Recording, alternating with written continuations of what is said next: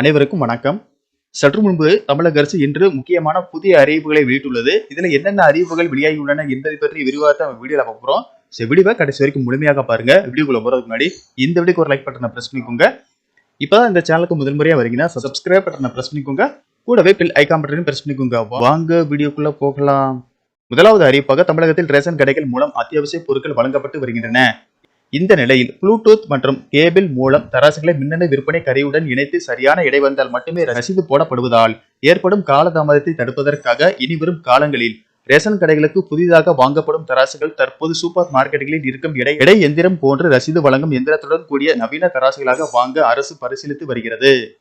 அடுத்த அறிவிப்பாக தமிழகத்தில் அனுமதியற்ற மனைப்பிரிவுகளில் இடம் வாங்கியவர்களுக்கு தமிழக அரசு முக்கிய அறிவிப்பை வெளியிட்டுள்ளது. ஜூலை 1, 2025 முதல் இத்திட்டத்திற்கு விண்ணப்பிக்கலாம் என்றும் தெரிவிக்கப்பட்டுள்ளது.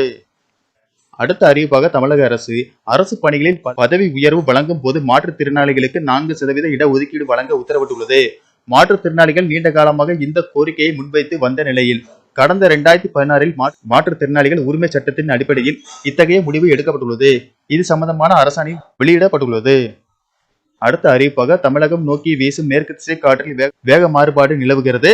இதன் காரணமாக தமிழகத்தில் ஓரிரு இடங்களிலும் புதுச்சேரி மற்றும் காரைக்கால் பகுதிகளிலும் இன்று முதல் ஜூலை 1ஆம் தேதி வரை லேசானது முதல் மிதமான மழை பெய்யக்கூடும். கோவை மாவட்ட மலைப்பகுதிகள், நீலகிரி மாவட்டத்தில் ஓரிரு இடங்களில் இன்று முதல் கனமழை முதல் மிக கனமழையும், தேனி, தென்காசி மாவட்டங்களில் ஓரிரு இடங்களில் கனமழை பெய்யக்கூடும் என வானிலை மையம் தெரிவித்துள்ளது. நன்றி, வணக்கம்.